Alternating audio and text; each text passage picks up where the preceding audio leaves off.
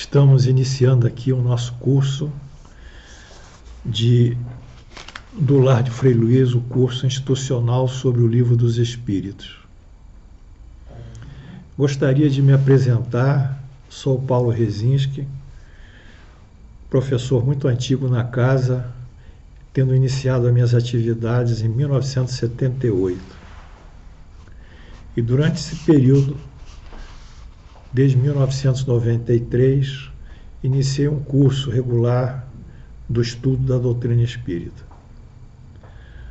Mas esse momento para nós é muito importante, porque pela primeira vez na história da Casa de Frei Luiz, todos nós teremos um curso sobre o Livro dos Espíritos, que é o livro básico da doutrina espírita, de uma forma regular e sistemática, calcada e tendo por base o estudo remoto. Portanto, todos vocês sejam bem-vindos à Casa de Frei Luiz. Todos vocês sejam abrigados à Casa de Frei Luiz. A Casa de Frei Luiz abraça vocês em espírito e chama vocês para dividir conosco os conhecimentos que foram a nós legados pelos espíritos da codificação e por Allan Kardec. Mas antes de propriamente entrarmos em nosso trabalho, é justo fazermos agradecimentos.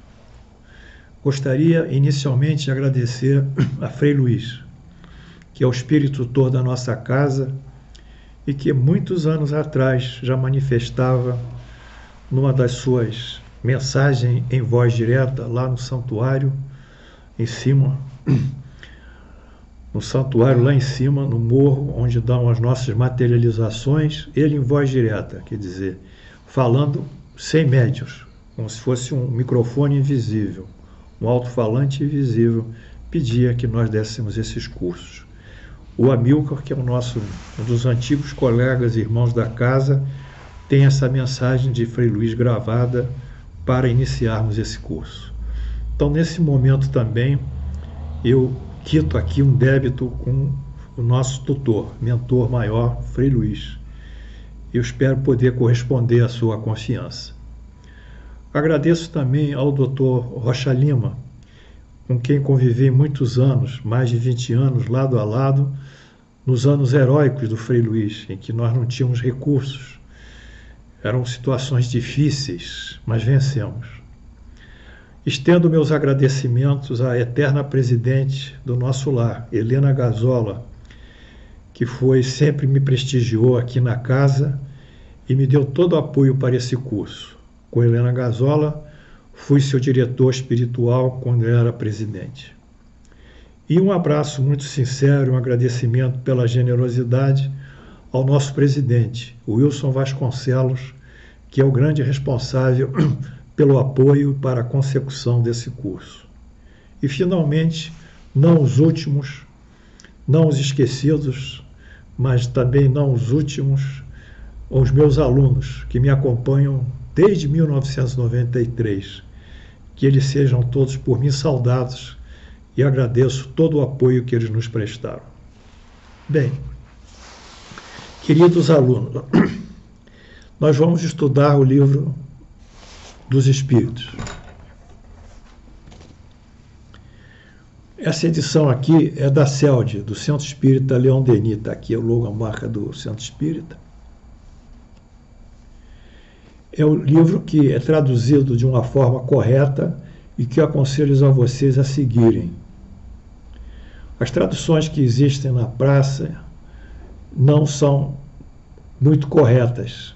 Então eu cito essa aqui da CELD e eu cito também a que foi traduzida por Herculano Pires. A tradução, às vezes, de Guilherme Ribeiro é muito fraca e tem muitos vícios terminológicos e conceituais. Então eu seguirei aqui o Livro dos Espíritos na edição do Centro Espírita Leon Denis.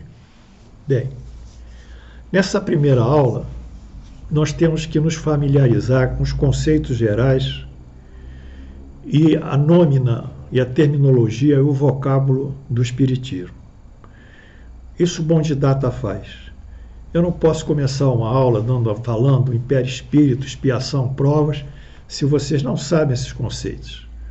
Então essa aula será uma aula introdutória, em que nós caminharemos durante o tempo necessário no percurso, na linha do tempo da formação da doutrina espírita, daremos os conceitos gerais e os termos, os vocabulários, os termos e os vocábulos com as suas respectivas definições. Tudo correrá com muita tranquilidade. O Espiritismo, ele precisa de bons didatas, porque é um tipo de informação muito clara, muito concisa, estruturada numa excelente didática, já que o professor Allan Kardec era um professor também. O que acontece muitas vezes é que as pessoas não conseguem abranger esses conceitos e se perdem. Mas no nosso curso tudo será simples, tudo será coloquial. Vocês sempre terão oportunidade de dialogar comigo e tirarem as suas dúvidas. Mas vamos ao nosso trabalho. Primeiro, muitos gostariam de saber quem foi Allan Kardec. Vamos fazer uma pequena biografia para que vocês possam entender a importância de Allan Kardec. Allan Kardec era um sujeito que vinha de uma família católica. Ele nasceu na cidade de Lyon, uma cidade da França. O seu pai, durante as guerras napoleônicas, foi recrutado para o exército e faleceu. Sua mãe, viúva, ficou com Allan Kardec, órfão de pai, e matriculou Allan Kardec aos 7, 8 anos num colégio suíço que tinha um didata muito importante chamado Johannes Pestalozzi. Era a cidade de Yverdun, na Suíça.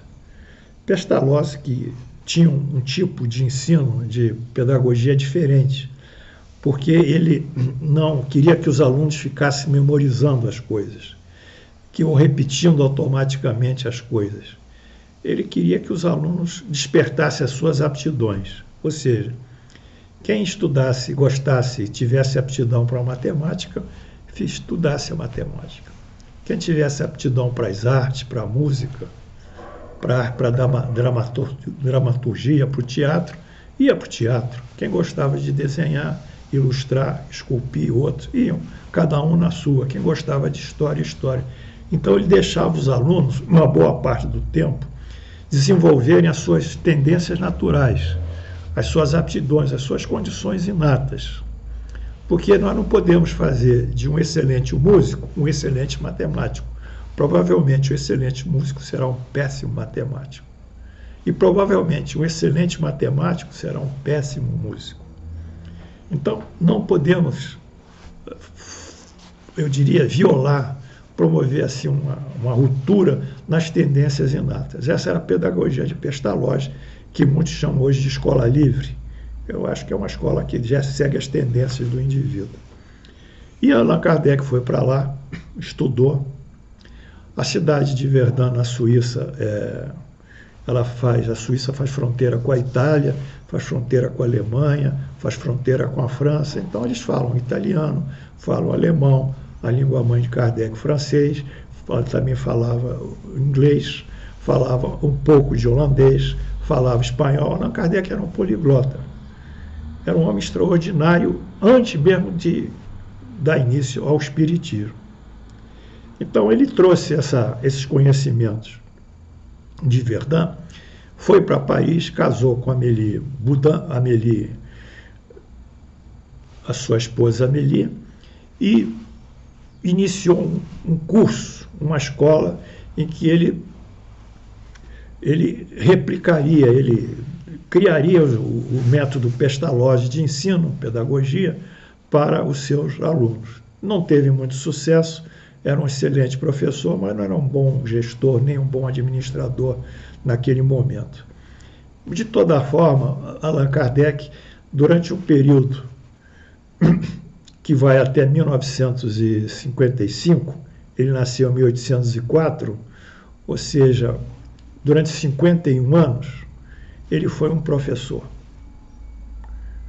ele estudava, dava aula de francês, de matemática, de química, de física, de biologia. Era um professor. Como professor, produziu 32 obras sobre as matérias de ensino médio, inclusive preparação para os cursos da universidade, da Escola de Paris. Era um homem conhecido em Paris, um homem importante como didata, como pedagogo, como professor. Era membro de diversas academias de ciências, tinha diversos títulos que nominavam ele como acadêmico. E dentro dessa realidade dele, ele se formou basicamente como esse pedagogo. Então, a primeira coisa que nós temos que entender, e vocês me acompanham, quem criou o Espiritismo foi um professor. Né? Professor, isso é básico. Foi escolhido um professor, mas não é um simples professor. É um professor que conhece a didática, que é a arte do ensino, e que se alonga a pedagogia, que são os lados, além do ensino, são as estruturas psicológicas e os métodos de levar essa didática. É mais ainda, é o pedagogo, didata e pedagogo. Então o Espiritismo começa com um professor, e um professor letrado, culto, intelectualizado, poliglota. Primeira coisa. Como começou o Espiritismo? O Espiritismo, Allan Kardec narra que ele estava em Paris e que tinha sido convidado por diversos amigos para ver um fenômeno que se dava de uma maneira extraordinária e sem explicação nos ambientes das famílias e às vezes até nos salões, que eram as mesas girantes, em francês table tournante. E o senhor Roustan dizia, professor, que era um amigo dele, eu queria que o senhor visse as mesas subindo e descendo, até elas se comunicam por um código alfabético. E Allan Kardec era cético, muito racional. Ele dizia, eu não vou ver a mesa, só se a mesa me explicar, tiver um aparelho nervoso. Se ela tiver um sistema nervoso que sobe e desce, eu vou acreditar. E não aceitou os primeiros convites para ver esse fenômeno das mesas girantes. Entretanto, vale dizer, mais tarde, depois de muita insistência do senhor Fourtier, que era um outro amigo dele, ele foi na casa da senhora Plenemazon. E lá ele viu os fenômenos das mesas girantes. As mesas subiam e desciam. Iam de lado para o outro, movimentos basculhantes, laterais, saltitavam, enfim. Ele observou aquele fato e resolveu indagar sobre aquilo, o que representava, quem podia gerar essa movimentação antigravitacional, o que estava por trás disso.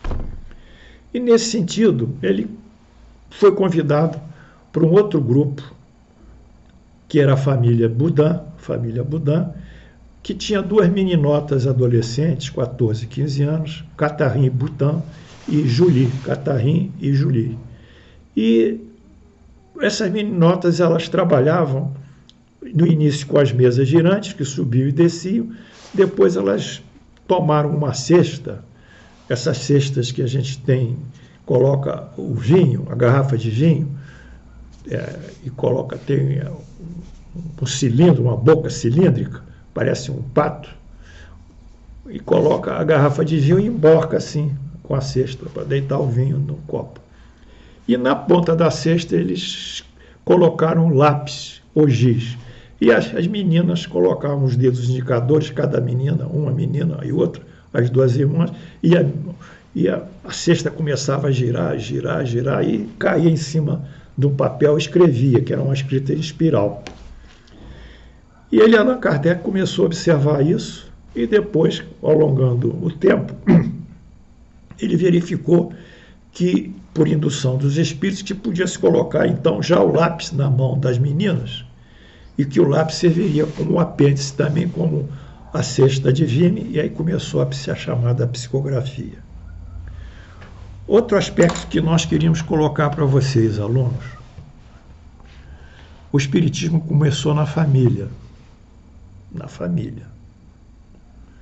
no ambiente familiar, numa sala de jantar, pai, mãe, filhos, tios, amigos, estritamente familiar. Não começou com alguma coisa extraordinária. Começou através de um professor,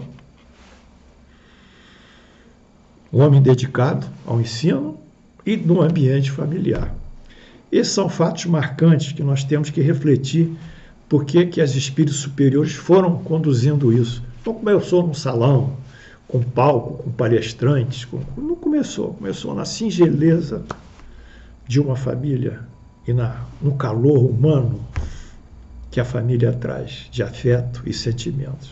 Bem, mas Allan Kardec, que era um homem lógico, racional, seguia muito a filosofia cartesiana, que Descartes, que precisava estudar os fenômenos com segurança, ele começou a questionar esses fenômenos e resolveu estabelecer um método de investigação desses fenômenos.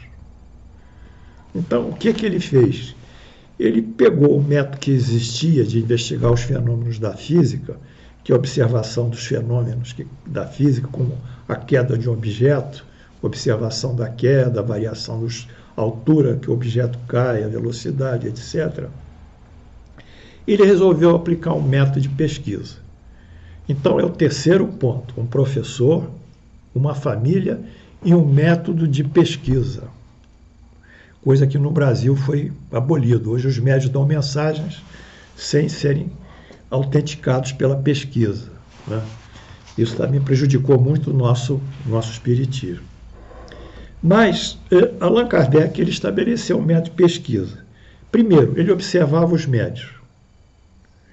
Aí ele fazia uma pergunta para o médium: quem é Deus? Primeira pergunta. O médium respondia: a inteligência suprema é a causa primária de todas as coisas. Tá. Aí ele pegava essa mesma pergunta e levava um outro médium, um terceiro médium, um quarto médium, um quinto médium. Variava a pergunta de um centro, de uma família que recebia, que o médium trabalhava para outra família, que ele achava às vezes que um grupo fechado podia estar todo obsediado, podia estar todo com informações deficientes. Então ele criava a variação de pesquisa através de diversos métodos, o que nós fazemos hoje em vacinas, vacinando diversas pessoas, um grupo controle, um grupo que recebe a vacina, um grupo que recebe o placebo, um grupo que recebe a vacina, que é a randomização.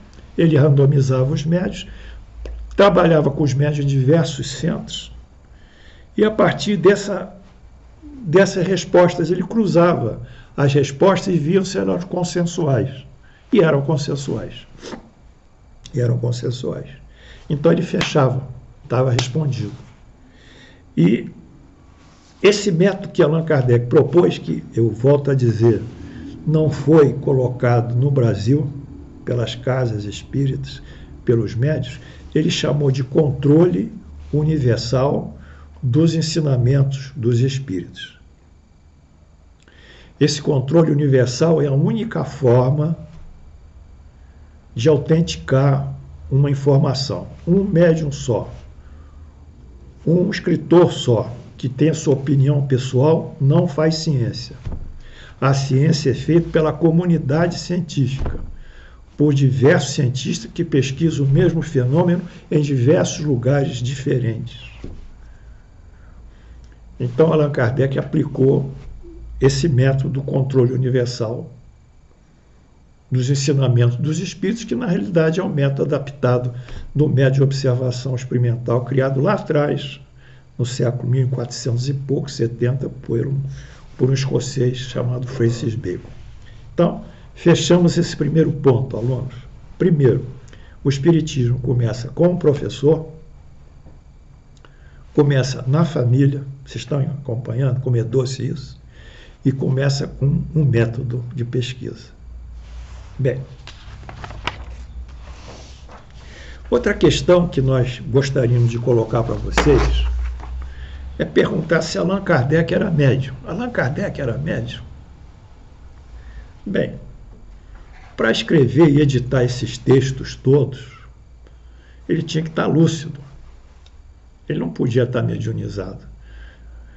Bom, então há diversos tipos de mediunidade, né?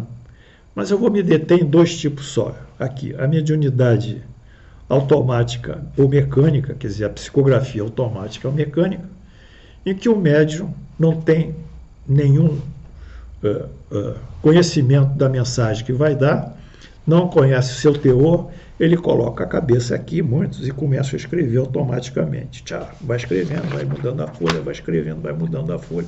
É automatismo. É mediunidade automática e mecânica. No Brasil, nós temos dois médiuns automáticos e mecânicos, que é o Chico Xavier, que escreve suas mensagens, e que seu guia é o Emmanuel. Repito também para vocês saberem, Chico Xavier não escreveu nenhum livro, não tem nenhum texto dele, dissertação dele, ele, Chico Xavier, escrevendo. Tudo que Chico Xavier escreveu foi através da sua produção mediúnica, cuja origem são os médiuns comunicantes, os médiuns que dão essas informações. Então não vamos dizer que Chico Xavier falou isso ou falou aquilo. Quem falou isso ou falou aquilo foram os médiuns através da mediunidade de Chico Xavier. Bem, outra mediunidade mecânica é de Divaldo Franco, através da freira Joana de Ângeles. E Allan Kardec era médium mecânico? Não, ele tinha que pesquisar, ele tinha que randomizar, ele tinha que aplicar os métodos que ele aprendeu com Pestalozzi, o método de pesquisa. Então, ele era um médium, sim, mas um médium inspirado. Ou seja, a mediunidade inspirada, a inspiração mediúnica, é um tipo de mediunidade em que os espíritos dão ideias para o médium. Não dão, o médium não psicografa nada. Ele diz assim, você vai fazer o seu trabalho seguindo essa linha de pensamento. Você começa assim, vai para o meio do pensamento, vai ao fim, fecha e conclui. Então, os espíritos dão as ideias gerais. E o médium capta isso e segue essa linha de pensamento, de raciocínio. É a mediunidade inspirada. É como, por exemplo, tocar um piano. Vamos dizer o seguinte, o piano tem as teclas e tem ali as cordas e tem aonde após as cordas, aonde se bate as cordas e forma o som. Muito bem. Esse piano aí é o médium inspirado. Um espírito diz, toca a tecla A, toca a tecla B, toca a tecla C, tal. Ele toca aquilo e fere. Mas ele tem consciência que está tocando. Bom, essa mediunidade inspirada, ela auxilia o médium na redação e na edição dos trabalhos. Então, Allan Kardec não foi um médium mecânico, no máximo foi um médium inspirado. Está claro isso para vocês? Então, é muito diferente a mediunidade inspirada de Allan Kardec, que ele está em estado de lucidez, do que uma mediunidade mecânica que o sujeito escreve, depois ele vai ler e às vezes nem entende o que escreveu.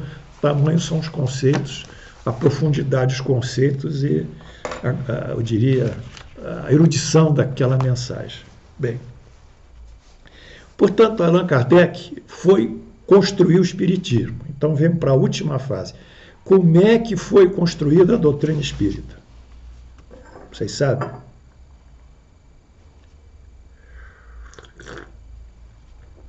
Meus queridos alunos, vocês estão à vontade comigo? Espero que eu tenha... Estou conversando com vocês assim, espero que vocês estejam à vontade, tá? Aqui não tem nada de professorzão, não tem nada de falar difícil. As coisas têm que ser claras, amorosas, afetuosas, enfim, para que vocês vão entendendo o que nós estamos passando. A doutrina espírita foi construída a 4 mãos. Por quê? 2 mãos dos espíritos que davam a mensagem e 2 mãos de Allan Kardec. Então, não foi só Allan Kardec. Ou seja, cabia aos espíritos dar o conteúdo a Allan Kardec. Aí dá. Primeiro, o que é Deus? Deus é a inteligência suprema e a causa primária de todas as coisas. Aí, Allan Kardec havia essa resposta pelo médium. Ele, então, analisava essa resposta, cruzava com outros tantos médios, randomizava, fazia um multicentrismo, fazia variação de médios, e ele editava isso.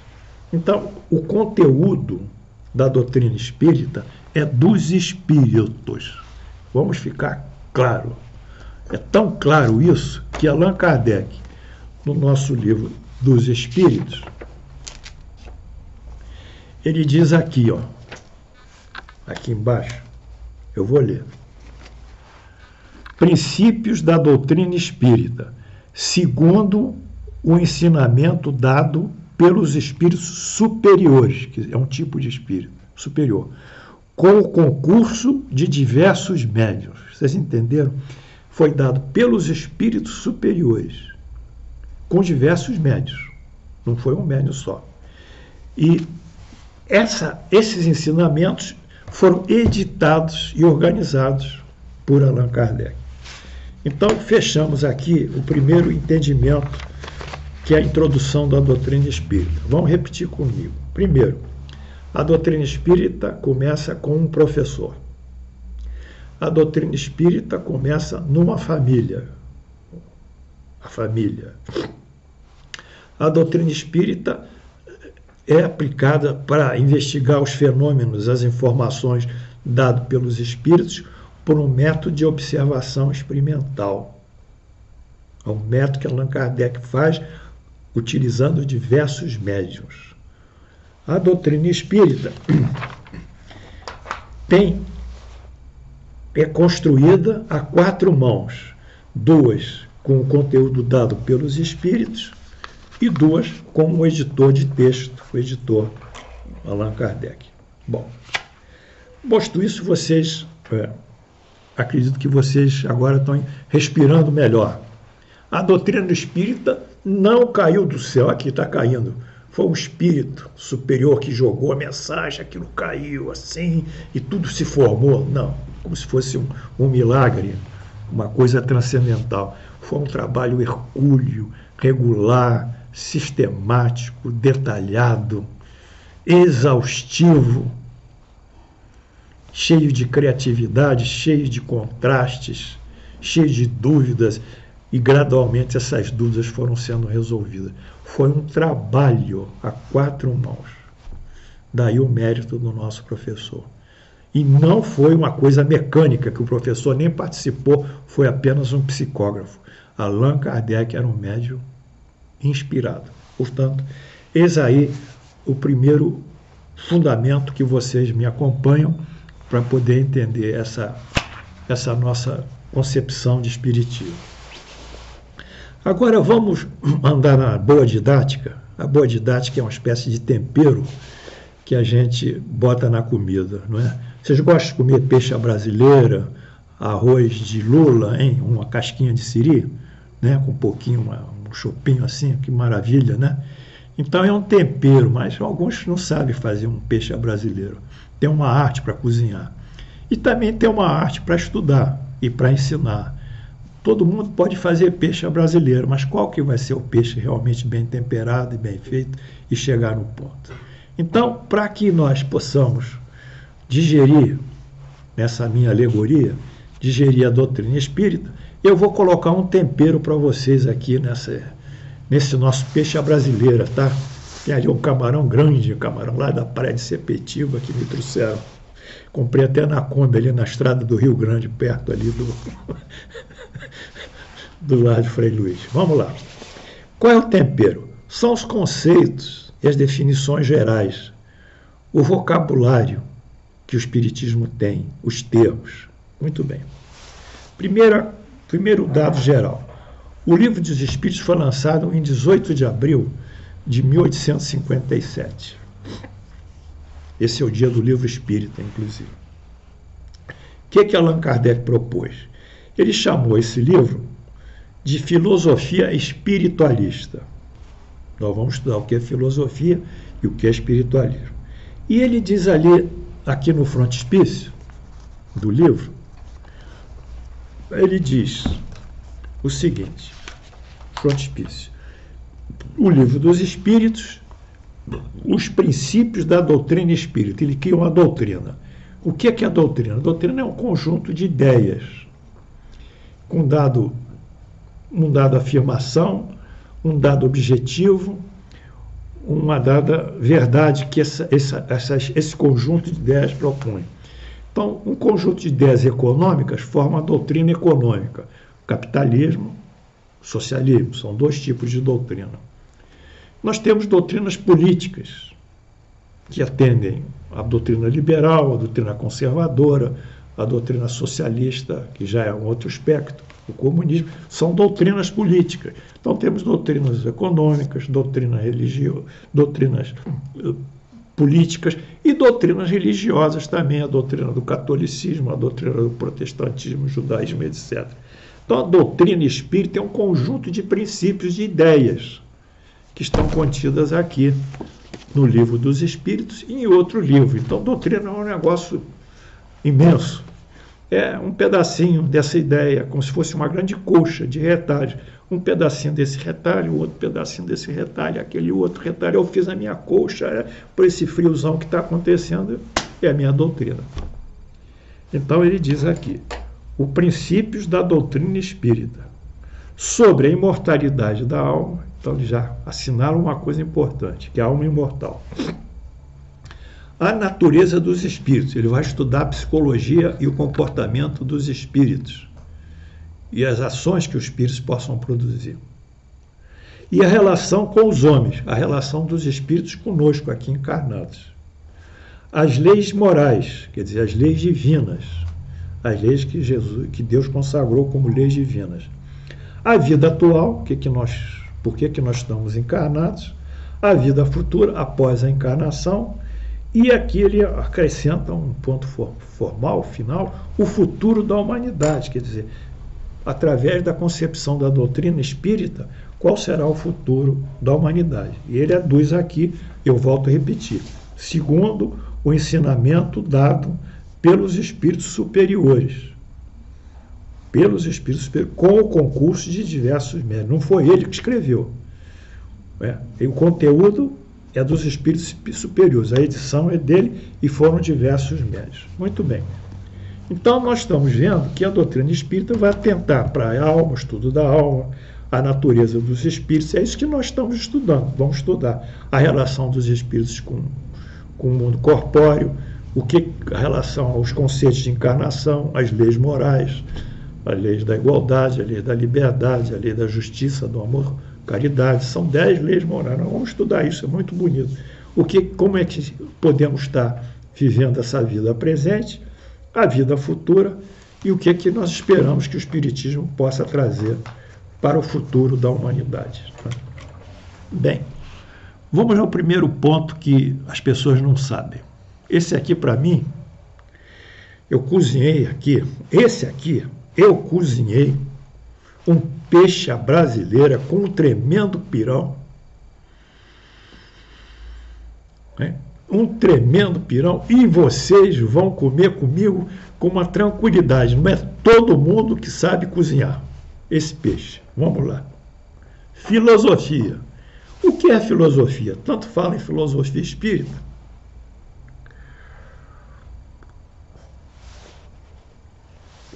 Estou até rindo. Sabe por quê?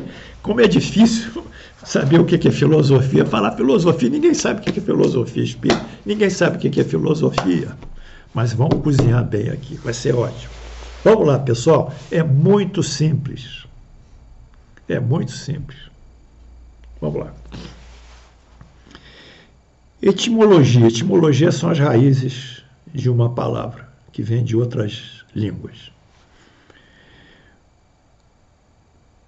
Filosofia vem do grego, filo. A palavra filo é um prefixo. Afinidade, ligação, amor. Filo, afinidade, ligação, amor. E sófia, sabedoria. Portanto, etimologicamente falando também do grego, literalmente falando, é amor à sabedoria. Então, filosofia é amor à sabedoria, isso que ela significa. Mas o que é filosofia, afinal, professor? Falei, eu vou cozinhar o meu peixe, já está prontinho aqui, vamos começar. Traz trazem os pratos, vamos cozinhar, já chegou na mesa. Vamos lá, pessoal. A filosofia é uma atitude especulativa, indagativa, fazer perguntas, buscar razões, buscar explicações, buscar respostas, buscar como as coisas ocorrem. Essa é a razão da filosofia. A filosofia não tem um aparelho, como a física tem, para medir a temperatura de um corpo, ou a velocidade de um corpo, ou a carga elétrica. Ela não tem aparelho, não tem instrumento, como a química tem numa reação química de elementos químicos, de ácidos e bases. Não tem. Ela tem a lógica e a razão que vai indagar. É um processo aqui. A filosofia está aqui, no cucuruco, no nosso cérebro. É isso que é a filosofia. E como ela age, professor? Vamos lá. Ela age do seguinte: nessa atitude mental, indagativa, racional, ela faz 3 perguntas. Isso que é filosofia. O porquê das coisas. O como das coisas. O porquê das coisas. O porquê desse fenômeno. Como esse fenômeno se desenvolve. E qual é o objetivo, o finalismo desse fenômeno? Para quê? Então ela trabalha no porquê das coisas, no como das coisas, no para quê das coisas. E como ela quer saber de tudo, esse raciocínio, ela pergunta sobre tudo que existe e tudo que se manifesta universalmente. Quer saber tudo que existe, tudo que se manifesta e como se manifesta e para que se manifesta. Então ela vem desde as indagações sobre o universo até as indagações sobre questões psicológicas, questões de vida, questões da moral. Ela vai indagar tudo. Então a filosofia, na realidade, é o grande fenômeno indagativo para nós. Mas ela é o seguinte, ela é uma espécie de árvore que tem um tronco robusto. Então, se ela indaga sobre um fenômeno físico, ela pode perguntar, quando caiu a maçã em cima lá do nosso Newton, estava deitadão, dizem que ele estava deitadão, depois de uma comida, tinha comido muito, estava dormindo assim, devagarzinho, na relva, e aí, roncando baixinho, aí caiu uma maçã, acordou e perguntou, por que essa maçã caiu? Como essa maçã caiu? Para que essa maçã caiu? Ele perguntou, fez 3 indagações filosóficas, Newton. Então, para que essas respostas sejam dadas, que são concepções, indagações filosóficas, aí a filosofia deu um método para ele. A filosofia diz assim, você vai observar a queda da maçã, ela cria isso. Vai observar a altura da queda da maçã, vai observar o tempo que releva para cair e a velocidade que ela chega ao chão.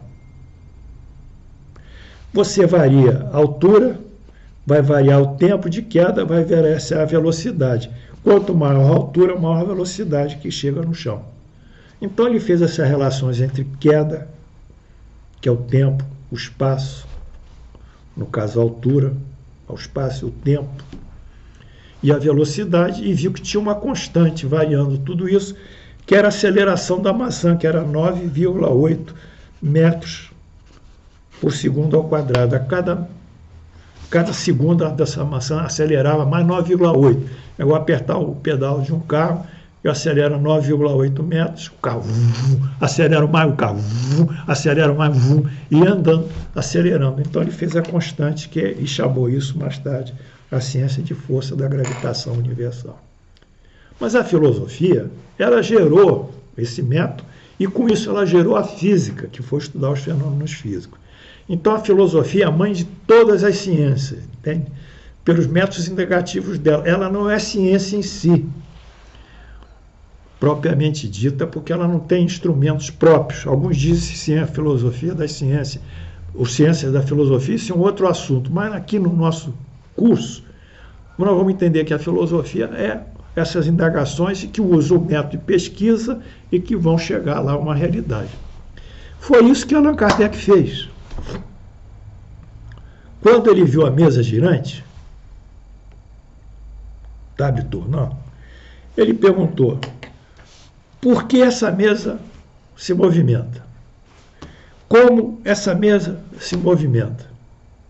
Para que essa mesa se movimenta? E aí ele criou o quê? Aplicou o conhecimento filosófico às coisas da espiritualidade e formou, então,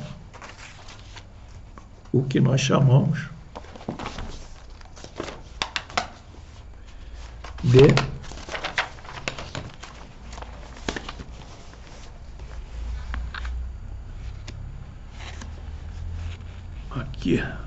filosofia espiritualista. Olha lá, filosofia. É essa que é filosofia. Ele aplicou essas perguntas. Então, vocês todos, alunos, são filósofos. Porque se vocês usam essas três questões, vocês são filósofos. Você viu? Parecia que era um negócio complexo, profundo. Eu não falei que eu ia dar um peixe bem temperado para vocês? É isso. É muito simples. Então, ele aplicou. Aplicou como? Aplicou através do método que ele criou, observando os médios, buscando a resposta dos médios na psicografia, variando médios. Um médio não sabe o que o outro foi perguntado, nem a resposta de um médio para o outro, variando os locais que os médios trabalham, o multicentrismo, e vendo que o que o médium formava na Espanha, o que o médium formava na Inglaterra, numa língua, em outra língua, nos Estados Unidos, confluíam no seu teor. Aí ele deu como bom essa resposta. Foi esse o método que ele aplicou. Portanto, nós vimos que é isso que é filosofia espírita. A aplicação dessas indagações ao espiritismo através de um método propício, que foi o método de pesquisa e investigação, observação experimental, que a gente chama isso, em ciência, para entender as comunicações mediúnicas, validá-las e acreditá-las como uma construção doutrinária. Muito simples. Não está fácil. Não está fácil. Mas nada veio do alto assim, caiu, não. Não veio nenhum milagre, não veio nenhuma mensagem especial, não. Veio tudo com a razão, com o trabalho, com a fraternidade, com a amizade. Bem, algumas coisas que a gente tem que ver, mais uma vez. Então, questionando mais uma vez a filosofia, agora aplicando mais a filosofia espiritualista. O porquê do mundo espiritual? Ele perguntou. O porquê da sua relação do mundo espiritual com a matéria? Como? Segunda pergunta. Como isso se processa? Quais são as habilidades dos espíritos? E para quê? Para que existe essa comunicação? Para que existe o mundo espiritual? Então, através dessas indagações, ele identificou um princípio no início, nos fenômenos das mesas, na resposta, um princípio inteligente, quer dizer, respondia inteligentemente às perguntas. Como era uma coisa que respondia inteligentemente às perguntas, ele chamou isso de princípio inteligente. E depois esse princípio inteligente se identificou com uma pessoa que tinha desencarnado, e aí ele chamou de espiritismo. Portanto, a existência dos espíritos consagra a existência de Deus. É a maior consequência da existência de Deus, né? A inteligência do homem evidencia uma inteligência que criou essa inteligência, que é a inteligência de Deus. Foi isso que Allan Kardec chegou e andou. Bem, terminamos esses conceitos gerais e vamos, eu espero que vocês estejam me acompanhando, não estejam fatigados, tá? Eu estou tentando ir bem devagar, mas vamos fazer algumas definições, e nosso tempo está andando muito mais rápido do que eu esperava. Vamos fazer algumas definições espíritas. Vocês precisam ter uns termos, né? O vocábulo. Quando a gente entra na faculdade de medicina, quando eu entrei, eu no primeiro ano tive que aprender mais de 500 termos médicos. É muito complicado. De anatomia, de histologia, de bioquímica, de fisiologia. Tive que aprender tanta coisa. Mas para poder me familiarizar com o estudo, senão eu não conseguia. A mesma coisa aqui no nosso espiritismo. Nós precisamos saber a significação dos principais termos para facilitar aqui o nosso entendimento da temática, do conteúdo. Então vamos lá.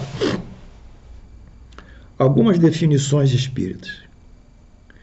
O que é espiritual? Espiritual é o atributo do espírito. Tudo que vem do espírito é espiritual. O espiritualismo, ou seja, das coisas dos espíritos. E essas coisas dos espíritos, como vêm dos espíritos, os espíritos vivem em outro mundo, é um mundo espiritual. Então, na realidade, o espiritualismo diz respeito à existência de um mundo espiritual. Está claro? Espiritualismo confere a existência de espíritos, seres inteligentes e de um mundo espiritual. E qual é a oposição ao mundo espiritual? É aqueles que acham que não existe o mundo espiritual, só existe o mundo material, ou as coisas da matéria. Esses são os materialistas e formam o materialismo. Portanto, o espiritualismo se opõe ao materialismo. A partir desse princípio, enquanto o espiritualismo ele vai para o mundo espiritual, ele vai para uma inteligência do espírito, ele vai para repercussões da existência desse espírito. Está aqui um livrão que fala só sobre os espíritos e as repercussões dele de ordem moral, de todas as ordens, sobre a nossa vida, enquanto se deslancha num leque de mil faces ou num rio de 1000 braços, as consequências da vida espiritual e do mundo dos espíritos e dos espíritos, o materialista acha que nasceu, morreu, acabou tudo. Então o materialismo é nadista. Nasce, morre, ele não tem nenhuma esperança na vida futura. Claro que nesse momento de epidemia, de pandemia, ele não sabe como lidar com expectativas de vida, com essas leis divinas que nos auxiliam e nos dão bastante resiliência frente a essas dificuldades. Portanto, o espiritualismo e o espiritualismo ou espiritual de respeito ao mundo espiritual se opõe ao materialismo, e o espiritismo estuda as comunicações dos espíritos que vivem no mundo espiritual através do estudo da filosofia espírita. Está claro? Não é? Quer que repita? Portanto, o espiritismo estuda o mundo espiritual que existe no mundo espiritual, o mundo dos espíritos, através da filosofia espírita do porquê, como e para quê. E as consequências de tudo daqui defluem. Eu estou achando graça que isso é tão simples, tão elementar, mas tão dificilmente explicável. Essa foi boa. Bom, o que são espíritos? Vocês sabem? Allan Kardec chamou espíritos no início de princípio inteligente da criação. Porque ele queria estudar aqueles fenômenos das mesas girantes. Mas ele viu que o próprio fenômeno que ele estudava, a mesa que subia e descia, o fenômeno respondia a ele. Foi um negócio incrível. Enquanto isso aqui, o lápis cai, é um fenômeno, a queda caiu outra vez, tudo bem. Eu vejo ele, vejo a altura, tal, faço a velocidade, o tempo que levou, faço um cálculo matemático, uma equação de gravitação e fecho. Mas esse lápis aqui no espiritismo, que ele se movimentava e caía, ou se movimentava, ele que formava Allan Kardec. Ele era inteligente, o fenômeno era inteligente. Não era um fenômeno físico, não era um fenômeno químico, não era um fenômeno biológico, era um fenômeno que falava, que se comunicava. Aí ele chamou isso de princípio inteligente em oposição ao princípio material, a matéria, no início. Mas à medida que foi desenvolvendo, ele verificou que esse princípio, segundo as informações desse fenômeno inteligente, chamava-se espírito. E os espíritos comunicam-se, portanto, eles comunicam-se lá no mundo espiritual, eles comunicam-se por transmissão de pensamentos, imagens mentais, têm uma percepção muito mais aguçada. Lá no mundo espiritual, desencarnados. E lá eles estudam e evoluem também e aprendem. Agora, quando eles vêm aqui para a Terra, eles vão ficar limitados pelo nosso corpo físico, pelo nosso cérebro, pelas nossas conexões dos nossos neurônios, pelas raízes nervosas que saem da coluna, pelo nosso sensório, pela fala, pelo olfato, pelo tato, pela audição, pela visão, enfim. O espírito está restrito na sua comunicação inteligente ao nosso sensório, ao nosso aparelho nervoso superior e o nosso aparelho nervoso periférico. Sistema nervoso superior, sistema nervoso periférico. A nossa córtex cerebral é a medula, bulbo, medula e os nervos periféricos. Ele está limitado. Então, esse espírito constrangido por um aparelho biológico que limita as suas possibilidades de expressão, de desprendimento, etc., é chamado, então, alma. Então, o que é alma? A alma é o espírito encarnado, mas o espírito encarnado é limitado, com as limitações decorrentes do corpo. E o espírito? O espírito é o espírito propriamente desencarnado, ele não tem corpo, ele viaja pelo mundo espiritual. Essa é a diferença entre alma e espírito. E o que vem ser o tal do perispírito, que muita gente fala? O perispírito, como o nome diz, é uma nuvem de energia, como tem uma nuvem aí fora.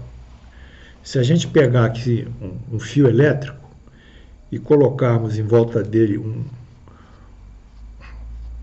um magneto, uma bobina magnética, e passarmos a energia, essa energia vai sair do fio, ó, e vai se transformar em energia eletromagnética, e vai formar uma nuvem de magnetismo aqui, fora do fio, eletromagnetismo. E se nós tivermos um pulso muito maior, essas ondas de eletromagnetismo vão transmitir a nossa televisão, a nossa aula está sendo transmitida por esses impulsos eletromagnéticos pelo espaço. Então, o nosso perispírito é justamente essa energia eletromagnética que intercomunica o nosso corpo físico com o espírito. Como o espírito é um ser inteligente, ele tem inteligência, ele tem vontade, ele tem consciência, ele tem que dar o seu comando para o corpo. Mas ele tem que ter um aparelho que adapte o seu comando ao corpo, como um modem que a gente usa para adaptar determinadas adequações dos impulsos. Essa energia que circunda o corpo, que adapta, interage o espírito com o corpo com o espírito, vice-versa, num caminho de dupla mão, é chamado perispírito.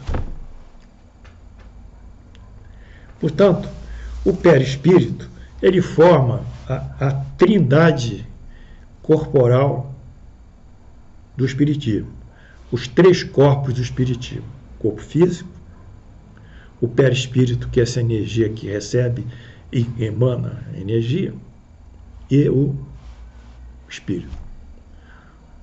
Um dia nós podemos estudar mais sobre o perispírito, mas isso vocês têm que saber. Mas como o perispírito ele é comandado pelo espírito, o espírito manda suas mensagens, então o espírito pode formar o perispírito de acordo com a mentalização que ele quer dar. Então vamos supor que o sujeito desencarnou, ele quer se apresentar numa materialização à família dele. Então ele mentaliza a imagem dele quando ele estava vivo na última encarnação. É o que chamamos então de possibilidades de formação do corpo. O pensamento ele plasma o corpo, ele plasma as formas e plasma o perispírito. Então o Frei Luiz aparecia lá para a gente, na época das materializações, com a sua veste de frei franciscano. Era um frei franciscano legítimo, sandália, tudo que tinha direito. Porque ele queria se apresentar assim, mas ele podia se apresentar de outra maneira. Quer dizer, o perispírito não tem a forma fixa, ele varia de acordo com os impulsos dados pela mente do espírito, e o perispírito é uma intermediação entre a face, entre o espírito e o perispírito. Bem, o tempo está passando, infelizmente nós estamos acabando, eu não vou poder continuar. Vamos falar alguns aspectos aqui mais importantes ainda. Encarnação. O que vem ser encarnações? Vocês têm ouvido frequentemente que a encarnação é uma punição, é um castigo, que a Terra é um planeta de prova e expiação, um planeta que os espíritos vêm aqui para se sofrer. Vocês têm ouvido isso, mas o Espiritismo não fala isso, exatamente nisso. A encarnação nada mais é que um ato da justiça divina, e que está ligada essa justiça divina à lei da causa e efeito. Causas boas e efeitos bons, causas más e efeitos mais. Então nós exercemos o nosso livre-arbítrio e pelo nosso livre-arbítrio geramos a nossa causa das nossas ações e os efeitos que são as ações. Então a encarnação, ela promove o nosso progresso através da nossa depuração moral e do nosso avanço intelectual. É a única forma que nós temos que progredir é encarnar. Olha, se a única forma que nós temos que progredir é encarnar, isso é um castigo. Se a única forma que a gente pode entrar na sala de aula para aprender, para estudar, para melhorar a nossa vida, para nos profissionalizar, para ter uma profissão qualquer, é um castigo, é um ato de justiça e de misericórdia divina. Então a encarnação não é castigo. É um veículo de progresso nosso. E ela está baseada na lei da causa e efeito. Ah, mas tem expiação, tem sofrimento? Tem. Porque nós somos os nossos geradores das nossas encarnações anteriores. Os efeitos da encarnação atual são as ações da vida passada. O que nós agimos na vida passada repercute para a encarnação atual. Encarnação atual são os efeitos. Além disso, nós temos o livre-arbítrio, também exercemos boas coisas ou más coisas nessa própria encarnação presente. Então, segundo o Espiritismo, não há castigo, não há culpa, não há remissão dos pecados, não há nada disso. Há um processo inteligente, movimentado pela justiça divina, que nos promove um progresso constante, e é essa que é a grande misericórdia divina, é a justiça divina, que não deixa cada um de nós, por mais difícil que seja, por mais mal que seja, por mais imperfeito que seja, de ter uma oportunidade de melhorar o seu destino, a sua sorte, e amanhã ser mais feliz. Qual é o pai que não quer que o filho seja feliz? Ou qual é o pai que vai pegar o filho, tirar daqui, botar num caldeirão bem quente, queimar ele no inferno? Isso aí é pai. Isso é um indivíduo sádico. Não. Então, de acordo com a justiça divina e a lei do progresso, e a lei da causa e efeito, que é um defluxo dessa justiça divina, a encarnação é uma optimização para o nosso progresso. E na encarnação nós temos diversas formas de progredir. É uma visão progressista, ativa, dinâmica, ascendente. Não é de culpa, de desgraça, de pecado. Tudo para nós é um empurrão. E qual é o empurrão que nós podemos ter? Primeiro, as provas, que são testes à nossa capacidade. O sujeito coloca o dinheiro na nossa mão. Não tem ninguém, a gente vai tirar aquele dinheiro? É uma prova, para não roubarmos o que é do outro, não tirarmos o que é do outro. São as provas. Provas sexuais, provas referentes à riqueza, ao poder, são provas. Então, as primeiras provas são testes à nossa capacidade de resistência no bem. As provações já são provas que dão um certo sofrimento, uma certa dor moral. Já é um pouco mais difícil. É aquela prova que a gente tem que resistir, perder, às vezes, um parente, uma pessoa que a gente ama, e resistir àquela dor do luto. Já é uma provação. E o que é mais? A expiação. A expiação. A expiação já não depende mais da nossa vontade. Enquanto a prova dependia, era um teste, enquanto a aprovação já levava uma dor moral, mas dependia da nossa reação, a expiação inibe a nossa vontade.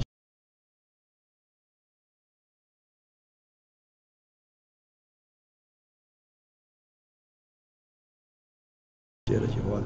Tem que expiar através de uma doença que vai consumi-lo, através de dor, mas ele tem que passar por isso. E, finalmente, um outro nível, sem ser a prova, sem ser a aprovação, sem ser a expiação, que é a missão. É o sujeito que já vai com uma missão determinada, que ele escolhe para cumprir essa missão. Essa missão é um teste para ele, não deixa de ser também uma prova. Então, esses são eu diria, as estruturas encarnatórias ou reencarnatórias que nós temos que ver. E, finalmente, eu vou terminar a aula. Eu queria falar tanta coisa, mas não deu. Tomar um cafezinho. Finalmente, vocês viram que a justiça de espiritismo não tem pena, não tem culpa, não tem remissão de pecado, não tem desgraça, não tem sofrimento. Tudo nosso é empurrado através da justiça divina, não é? Prova, encarnação, tudo isso é positivo para nós. Eu queria fechar a aula aqui com a mediunidade.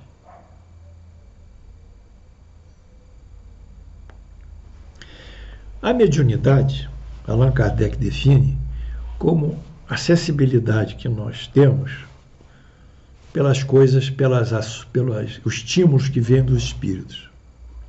Quer dizer, a gente tem aqui o odor, estou sentindo, é uma sensibilidade, senso-percepção, odor. Isso aqui é vermelho, estou vendo. Faço um barulho, estou escutando.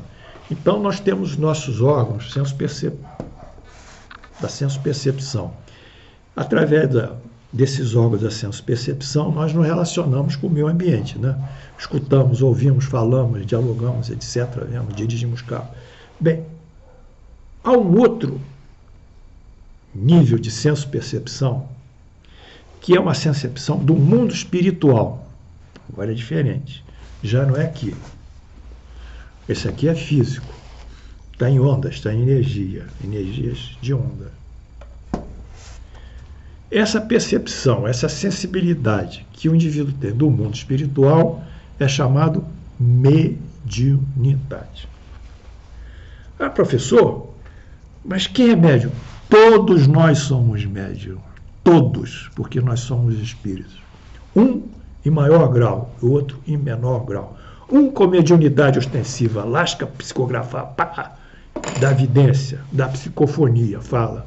O outro com alterações de humor, com alguma espécie de desconforto, ou com uma espécie de conforto, dependendo das influências que recebe.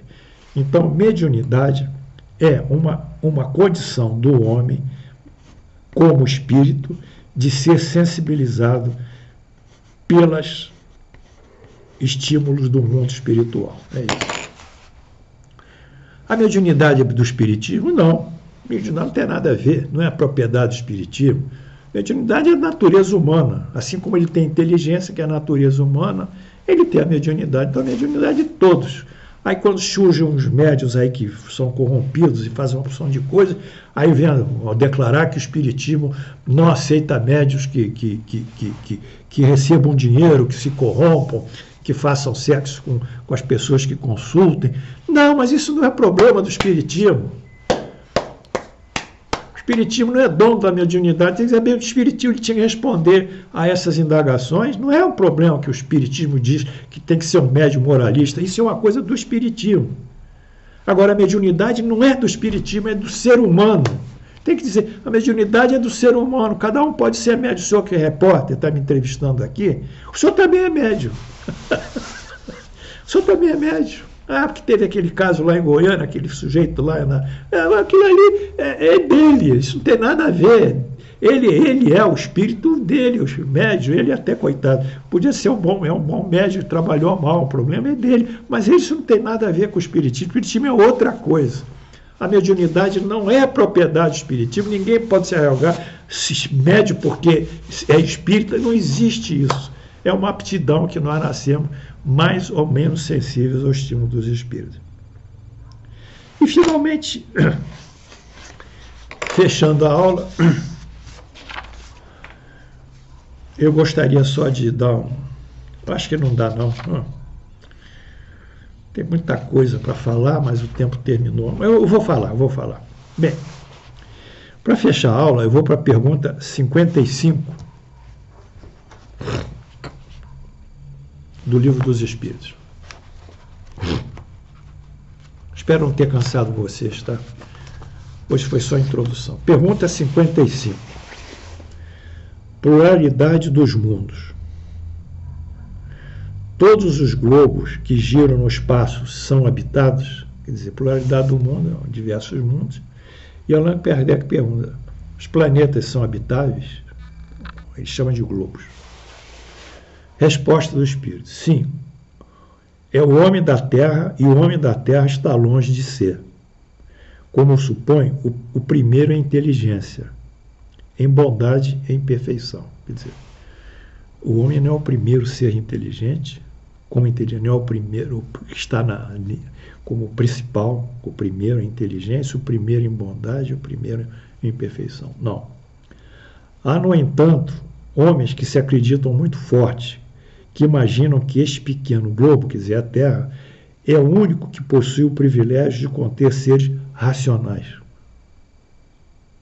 Orgulho, vaidade.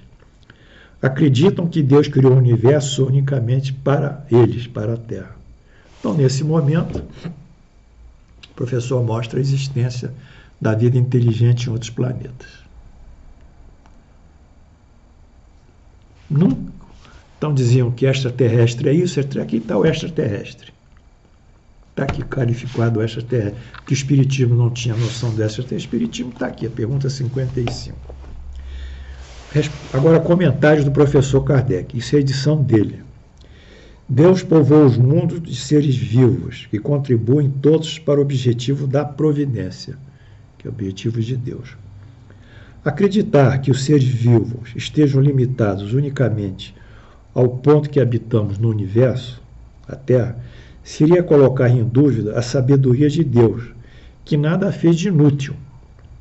Ele deve ter traçado para esses mundos um objetivo mais sério do que recriar nossa vista. Quer dizer, Deus não formaria esses mundos para não ter um finalismo. Toda inteligência é finalista, né? Ainda mais a divina. Nada há, aliás, nem na posição, nem no volume, nem na constituição da Terra que possa racionalmente fazer supor que apenas ela tem o privilégio de ser habitada, com exclusão de tantos milhares de mundos semelhantes. Então, aqui é a vida extraterrestre, que eu queria terminar. E qual a repercussão dessa pergunta 55? É a Revolução Espírita. Na Idade Média, houve a Revolução Galilaica. O Galileu provou que a Terra não era o centro do universo, que era um planeta que orbitava em torno do Sol. Saiu da teoria geocêntrica, que era a Terra como centro do universo, e passou para a teoria heliocêntrica, que é o Sol. Que foi uma revolução na igreja, acabou com a igreja medieval, subiu o pensamento à razão e foi acabando com toda a dogmática da igreja medieval. E agora, a revolução kardecista mostra o quê? Que nós temos outros mundos habitados, com seres mais inteligentes, mais preparados, mais depurados moralmente. E aí?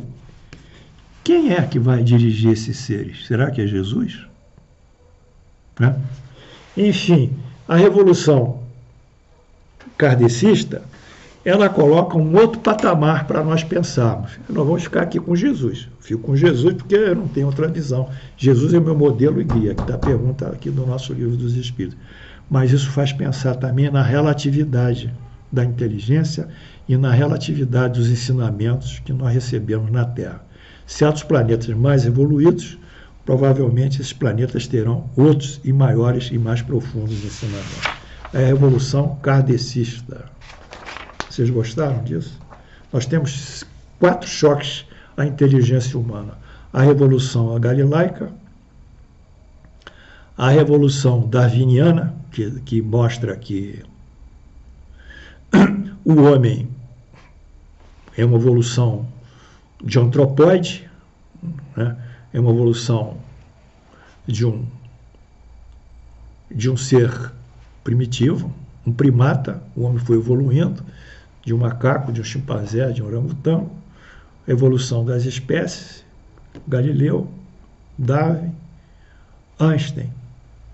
com a teoria da relatividade e antes de Einstein, Freud com o inconsciente. 4 choques, a inteligência e o mundo inconsciente. 5º choque, kardecismo. Não se esqueça.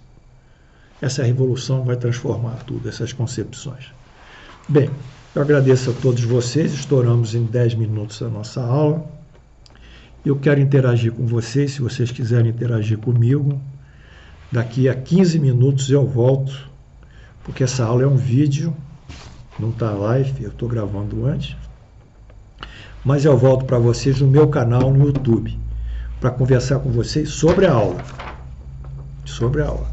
Então, é só vocês entrarem, pedirem no YouTube, digitarem Paulo Rezinski, R-E-Z-I-N-S-K-I, e ali vou aparecer outra vez para responder as perguntas, uns 15, 20 minutos, responder as perguntas de vocês.